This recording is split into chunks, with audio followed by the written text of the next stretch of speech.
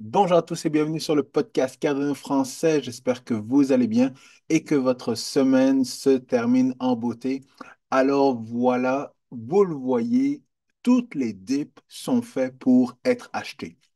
Et c'est vraiment le focus, le mindset que je veux que vous ayez en 2024, dès le 1er janvier 2024, parce que la prochaine année va être cruciale. C'est pour ça que cette vidéo et les deux prochaines vidéos à peu près vont être les vidéos les plus importantes, celles où vous allez devoir focuser, regarder plus d'une fois pour bien comprendre justement et être prêt mentalement dans la prochaine année, parce que on rentre dans ce moment crucial où on va se préparer de plus en plus vers le bull run.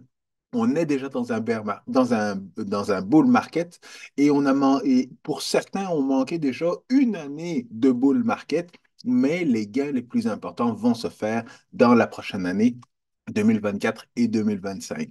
Donc, il va falloir rester focus, garder les yeux grands ouverts, bloquer tout le bruit et c'est ce dont je veux parler aujourd'hui dans la vidéo. Vous voyez, j'ai mon chandail de Noël de Bitcoin. Je suis dans les derniers 1000 pour aider encore certaines personnes, mais après ça, je serai juste focus in the zone pour pouvoir justement maximiser mes gains en 2024-2025. Et c'est l'information que je vais vous donner avec plus d'informations dans les prochaines semaines, mais commençons par cette vidéo-ci. Donc, si vous aimez toujours le contenu de mes podcasts, n'oubliez pas de smasher bien fort le bouton like, abonnez-vous à la chaîne YouTube et partagez impérativement cette vidéo et les prochaines avec votre entourage, les membres de votre famille et tout le monde, parce que justement, vous ne pouvez pas sauver tout le monde. Donc, laissez-moi les aider. C'est pour ça que j'enregistre cette vidéo-là, pour vous aider, vous, et pour référer d'autres personnes à cette vidéo, pour qu'ils puissent justement comprendre ce qui se passe et comprendre où est-ce qu'on s'en va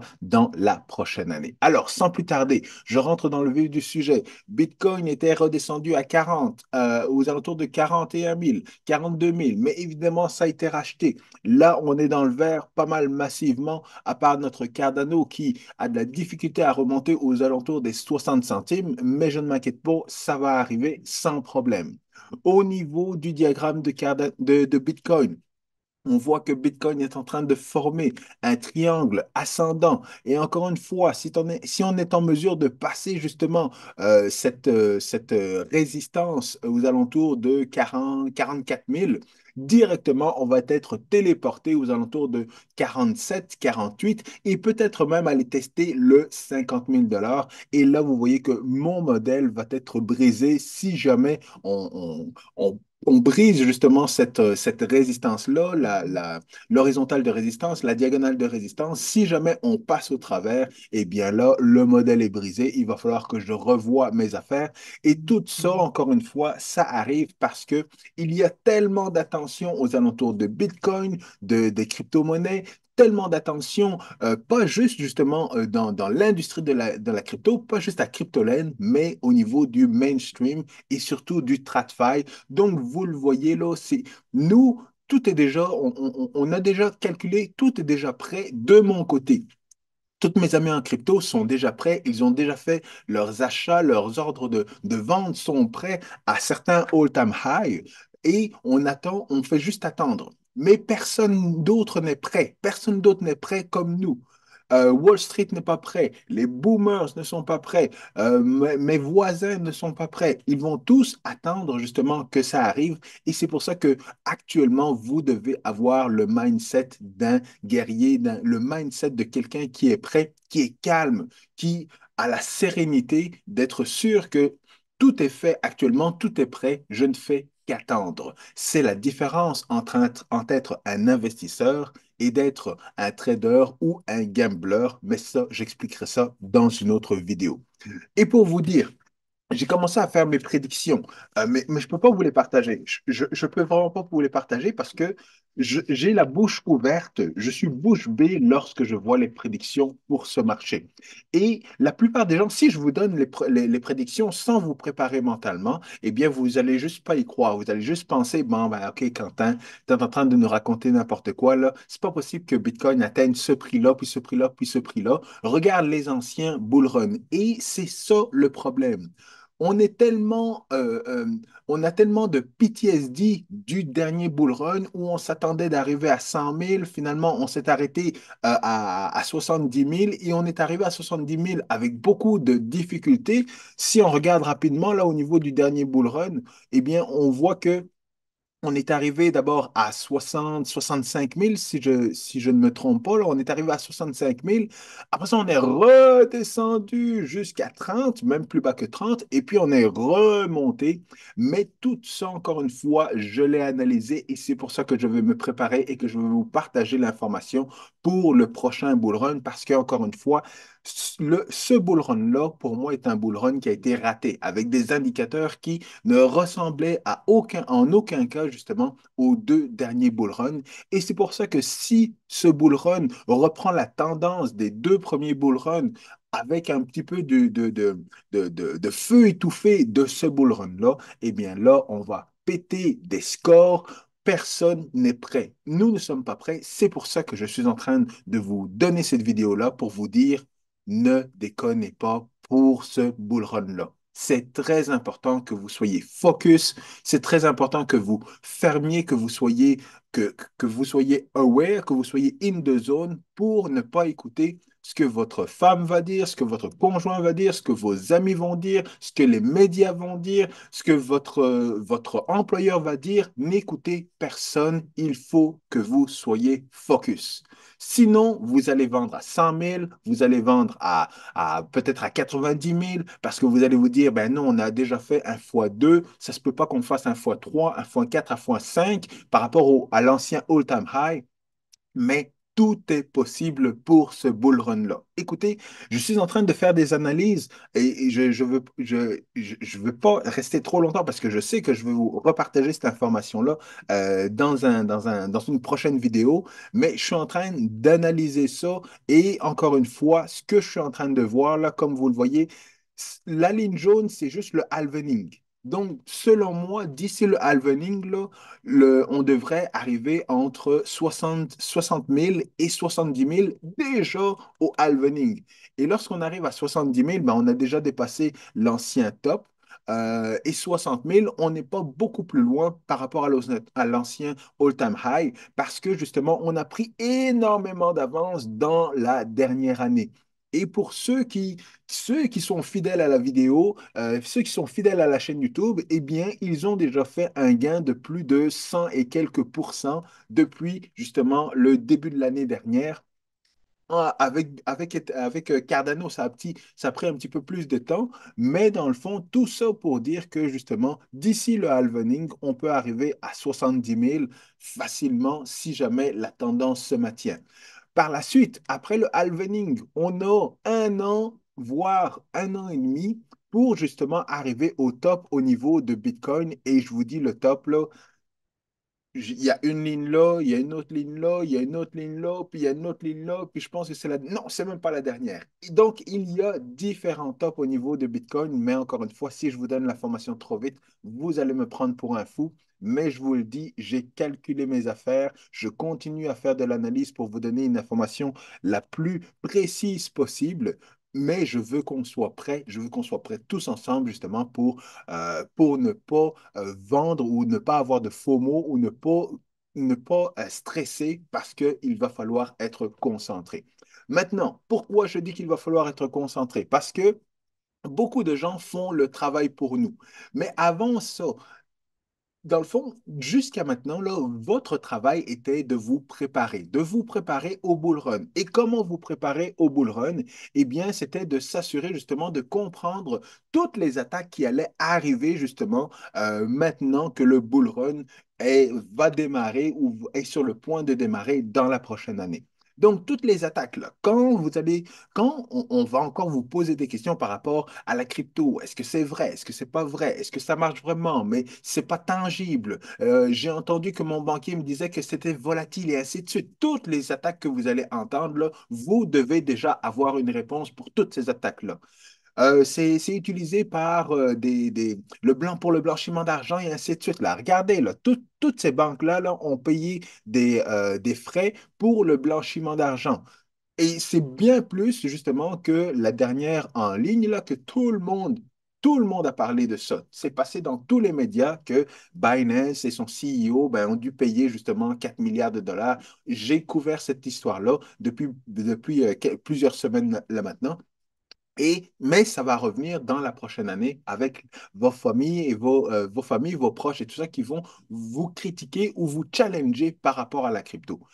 Par rapport à ça, ce qu'il faut savoir, c'est que moi, ma propre banque, justement, dernièrement, a payé encore une fois une pénalité, justement, parce qu'ils n'avaient pas, justement, fait leur travail de dénoncer, justement, certaines activités douteuses, justement, au niveau de leur institution financière. Et donc, ils ont payé, évidemment, 5,5 millions, c'est rien par rapport aux 4 milliards de dollars de Binance, mais ça reste encore une fois que les institutions financières, la mienne, la vôtre et toutes les institutions dans le monde doivent suivre justement ce règlement-là et doivent s'assurer de l'appliquer, mais parfois ils n'arrivent pas à l'appliquer et donc et ils se font justement punir en payant justement des frais.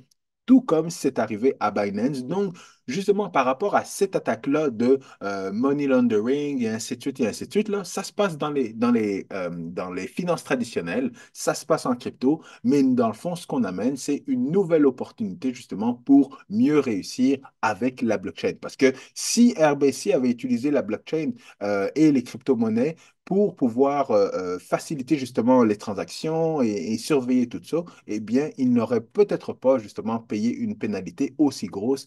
C'est la plus grosse pénalité qu'ils ont payée de tous les temps pour cette institution financière-là, mais c'est rien par rapport à certaines autres grosses banques. Là, on le voit ici, là, comme on lit, juste BNP Paribas en Europe, une autre banque en Europe et puis plusieurs banques américaines, bien entendu. Encore une fois, pourquoi vous devez être attentif en 2014?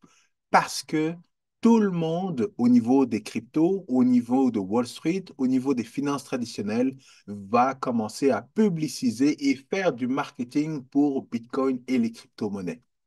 Ils vont faire un marketing bien meilleur que le marketing que vous avez fait jusqu'à maintenant. Et ce que vous devez savoir, c'est que il ne faut pas vous sentir lésé ou il ne faut pas vous sentir coupable parce que vous ne pouvez pas sauver tout le monde. Vous devez commencer par vous sauver vous-même pour pouvoir sauver d'autres personnes. Parce que si vous êtes en difficulté ou si vous êtes stressé parce que vous pensez à d'autres choses ou vous pensez à cette personne n'a pas investi alors que je lui avais dit, puis c'est un proche et tout ça, tant pis, tant pis. Laissez-le là, commencez à vous concentrer, commencez à obtenir énormément de gains et par la suite, une fois que vous aurez obtenu des gains et que vous serez financièrement stable, financièrement à l'aise et tout ça, vous pourrez retourner et réaider cette personne qui aura manqué le bateau, mais il y aura toujours d'autres opportunités. Peut-être pas des opportunités comme cette opportunité-là, parce que je ne suis pas certain à 100% qu'on va avoir un autre cycle qui va être aussi bon que les cycles qu'on a eus jusqu'à maintenant. Wall Street arrive, les finances traditionnelles comme les institutions financières arrivent, et donc, la game va commencer à changer au niveau des cryptos. Je pense qu'il va quand même rester un dernier cycle avant que les choses changent du tout, mais je ne suis pas certain. C'est pour ça que je vous le répète, ne déconnez pas. Vous avez cette publicité qui va arriver justement aux oreilles de toutes les boomers. Actuellement, ce sont surtout les gens qui ont de l'argent qui vont regarder cette publicité-là et qui vont se sentir, qui vont être sensibilisés à cette publicité-là. Mais il y a d'autres situations encore, d'autres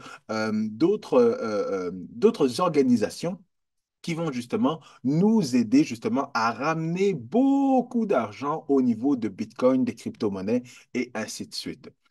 Pourquoi d'autres institutions? Parce que ça va être leur travail, tout comme Coinbase actuellement qui sort justement leur analyse pour la prochaine année. Coinbase, qui est une entreprise qui est actuellement justement en bourse.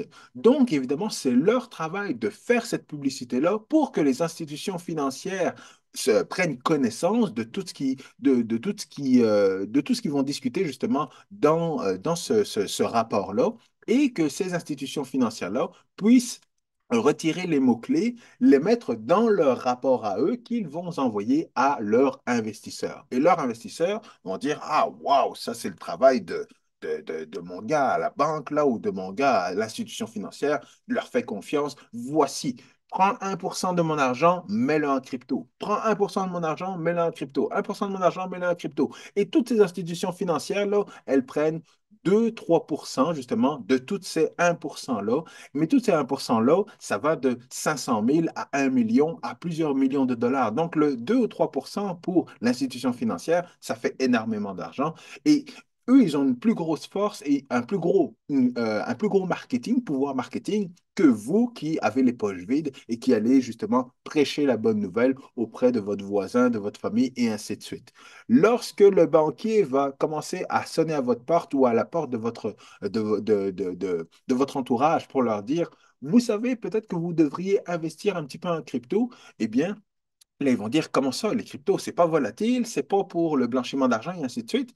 Et là, le banquier va dire, non, non, non, madame. Là maintenant, les cryptos, c'est super sécuritaire. Vous pouvez investir dans notre basket. On a un produit financier où là, on prend un petit peu de Bitcoin, un petit peu d'Ethereum, mais vous n'avez pas besoin c'est pas grave, parce que regardez le retour sur investissement que vous pouvez avoir en 2 ans, 3 ans, 4 ans et ainsi de suite. Là, ça va être magnifique. Alors que l'actif en tant que tel est le même actif. Bitcoin est le même. Ça va être le même quand les banquiers vont commencer à vendre leurs produits financiers, que c'est le même actif que en 2009, 2010, 2011, 2017, 2021, c'était la même chose.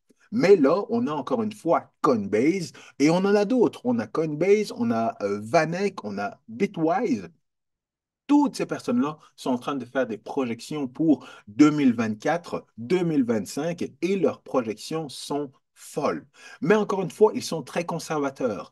Et c'est pour ça que justement, je peux pas, moi quand je fais mes analyses, je vois des chiffres, je vois des pourcentages de gains et je me dis, c'est pas possible. Mais oui, c'est possible. Et ce n'est pas sûr que ça va arriver, mais les fourchettes que je vais vous partager dans une prochaine vidéo, ce sont ces fourchettes-là que lorsque ça va arriver, vous devez être concentré. Vous devez être calme. Si vous devez abandonner vos enfants pour une certaine période, c'est correct, abandonnez-le. Si vous devez vous séparer, si vous devez ne plus parler à vos proches, faites-le pour avoir une conscience d'esprit. Et là, je rigole parce que je blague à moitié, là, mais le plus important, c'est que pendant cette période des fêtes-là, profitez-en pour faire tout ce que vous avez besoin de faire. Mais après ça, revenez 1er janvier, calme, serein, pour aller vers la fin de l'année 2024 là, avec justement un mindset pour maximiser vos gains. Et je ne pourrai jamais vous le dire assez. Je pense que c'est la dernière grosse opportunité qu'on va avoir en crypto de faire des gains massifs. Peut-être qu'on va avoir un prochain cycle, une prochaine ou dernière opportunité, mais qui est-ce qui serait assez fou de prendre la chance de se dire, c'est pas grave, on aura un autre cycle, c'est pas le dernier cycle, je suis sûr qu'il va y avoir quelque chose d'autre. Moi, je ne le suis pas. Je suis vraiment pas certain parce que maintenant, on va avoir des gros joueurs, on va avoir des grosses institutions, on va avoir le smart money qui va justement avoir un plus gros influence. Donc, nous, le dumb money, on doit être beaucoup plus intelligent et profiter de l'occasion maintenant. Je vous le répéterai jamais assez, ne déconnez pas pour ce bull run. Et quand je dis qu'on ne peut pas sauver tout le monde, c'est vrai. Parce que si vous regardez dans les films, là, vous voyez un super-héros comme Superman. Et puis quand Superman arrive dans une situation, il sauve le petit garçon, il sauve la petite fille, il sauve la demoiselle en détresse et tout ça. Et nous, on se dit, waouh, je veux être comme Superman. Je veux sauver tout le monde, je veux donner l'information à tout le monde, je veux que tout le monde soit justement sous mon aile et tout ça. Mais après ça, ce dont vous ne vous rendez pas compte dans ces films-là, c'est qu'à un moment donné, le super-héros se fait frapper fort par le vilain. Il se fait tabasser, tabasser, tabasser, tabasser. Et à ce moment-là, ben, tout le monde autour de lui, là, il continue justement à être en danger. Mais à un moment donné, le super-héros est en situation de détresse et il n'a pas le choix que de se concentrer sur sa survie à lui et il ne peut plus commencer à sauver toutes les autres. Il doit s'assurer de terrasser le vilain pour que tout le monde soit en sécurité et c'est là qu'on va être en 2024. En 2024, on va être dans la situation où vous devez choisir entre continuer de sauver tout le monde ou alors focuser sur vous, focuser sur votre objectif pour vous assurer justement de gagner à la fin du match. Et si l'analogie que j'ai faite avec les films ne fonctionne pas pour vous, laissez-moi vous expliquer avec une analogie avec le sport. Actuellement, nous rentrons dans les playoffs. À partir du 1er janvier 2024, nous sommes dans les playoffs pour arriver justement à la phase finale au Finals MVP, Finals NBA. On va être dans les Finals NBA lorsque justement on va arriver proche du top. Seulement, on ne sait pas quand est-ce que le top va arriver. Probablement que ça va être 12 mois après le halvening ou 18 mois après le halvening. Mais ce sera pas, c'est pas dans les finals NBA que vous allez devoir justement vous assurer de scorer puis de gagner la coupe. La coupe, vous allez la gagner pendant que vous faites justement votre chemin vers les finals NBA, donc les playoffs. Et vous avez le choix. Vous pouvez encore une fois jouer en équipe comme un LeBron James, mais voilà de quoi vous allez avoir l'air si jamais vous faites votre LeBron James ou n'importe quel autre joueur NBA de cette ère actuellement. Vous devez focuser et être beaucoup plus un Michael Jordan qui, dans ce cas-là, dirait, je vous prends sur mon dos, on va gagner le match. Et il a gagné toutes les playoffs qu'il a jamais jouées, il les a toutes gagnées. Et toutes les finales qu'il a jouées, il les a toutes gagnées également et il a fini MVP.